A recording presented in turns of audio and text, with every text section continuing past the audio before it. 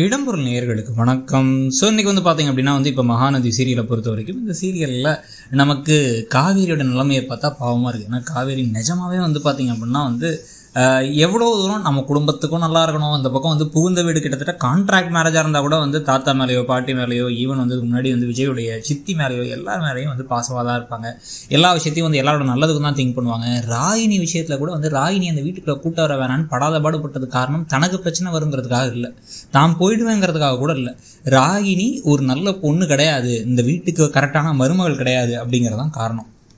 So இந்த அளவுக்கு நல்லவங்களா இருந்த ஒருத்தங்க கடைசியில் இப்போ விஜய் கொஞ்சமாச்சும் இந்த ஆரம்பத்தில் புரிஞ்சுருக்கலாம். ஆனால் அவர் என்ன நினைச்சார் அப்படின்னா பணம் கொடுத்ததுனால அந்த பொண்ணு கல்யாணம் பண்ணிச்சு அவ்வளோதான் அப்படின்ட்டு ஆரம்பத்தில் நிறைய விருப்ப காமிக்கிறதும் குமரன் கிட்ட எரிஞ்சு விடுறதுமான விஷயங்கள் நிறைய பண்ணிருந்தார். போக போக தான் அவருடைய கேரக்டர் மாறிச்சு, நல்ல கேரக்டர் நல்லா மாறிச்சு. ஆனால் நடுவில் அவர் தெரிஞ்ச தேவையில்லாத வேலையில் ஒன்று தான் நிவினை கூப்பிட்டு நிவின் கிட்ட உண்மையை சொல்கிறான் பேர் வழி அப்படின்னு கொடைக்கானல் வந்ததுக்கப்புறம் சொன்னது. இத்தனைக்கும் இதுக்கு முன்னாடியே கொடைக்கானலில் வச்சு தெல்ல தெளிவாக காவேரி சொல்லிட்டாங்க, எனக்கும் நிவினுக்கும் திருப்பி ஒன்றுமே கிடையாது, நாங்கள் 2 பேரும் சேர போகிறது கிடையாது, தேவையில்லாமல் அதை பற்றி நீங்கள் பேச வேணாம், அதை பற்றி யோசிக்க வேணாம், அது எனக்கும் அவருக்கு இருக்கிறது, நீங்கள் எனக்கு இந்த விஷயத்தையே பேசாதீங்க, அந்த பேரே இழுக்காதீங்கன்னு சொல்லியாச்சு.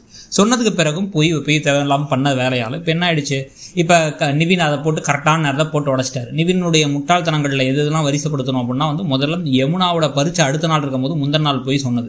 யமுனா கடைசியாக பரீட்சை வேணாம் ஒன்று வேணாம்னு பரீட்சைக்கே போனாலும் ஒன்று ஒழுங்காக எழுதிட்டு வரல போல. கடைசியில் அவர் ஒன்றை தான் லவ் பண்ணுறாரா, நீ என் கூட சேர்த்து வைக்கலான்னு பார்த்தியா, போய் சொன்னியா எனக்கு அப்படின்னு சொல்லிட்டு கடைசியில் பேச போகிறாங்க.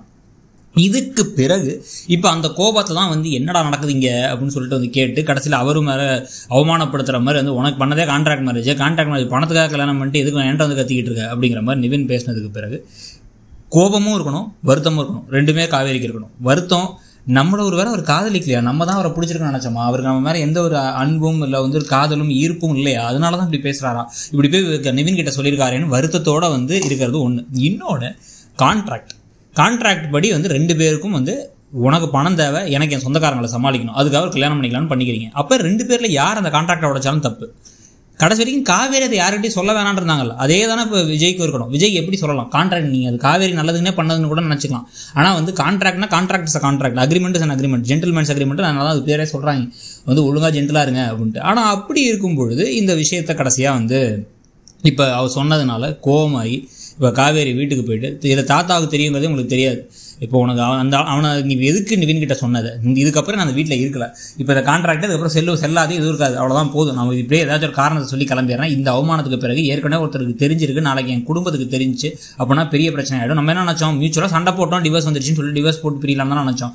கான்ட்ராக்ட்னு யாருக்கும் தெரியவே வேணாம் கடைசி வரைக்கும் நினச்சேன். இப்போ தெரிஞ்சால் எல்லாரும் என் குடும்பத்தை என்னை பற்றி என்ன நினைப்பாங்க, இது வெளியே தெரிஞ்சால் எல்லாரும் என் குடும்பத்தை பற்றி என்ன நினைப்பாங்க, உன் கூட இதுக்கப்புறம் என்னால் வாழ முடியாது அப்படின்னு விஜய் கிட்ட சண்டை போட்டு வெளில போகிறாங்களா, இல்லை இதுக்கப்புறம் என்ன மாதிரி ஒரு திருப்பம் வரப்போகுதுங்கிறத பார்க்கணும். நீங்கள் என்ன நினைக்கிறீங்க நடந்ததை பற்றி, யாரோட தப்புங்கிறதையும் சொல்லுங்கள். தேங்க்யூ. இடம்பொருள் நேயர்களுக்கு வணக்கம். ஸோ இன்றைக்கி பார்த்தீங்க அப்படின்னா இப்போ மகாநதி சீரியலை பொறுத்த வரைக்கும் இந்த சீரியல்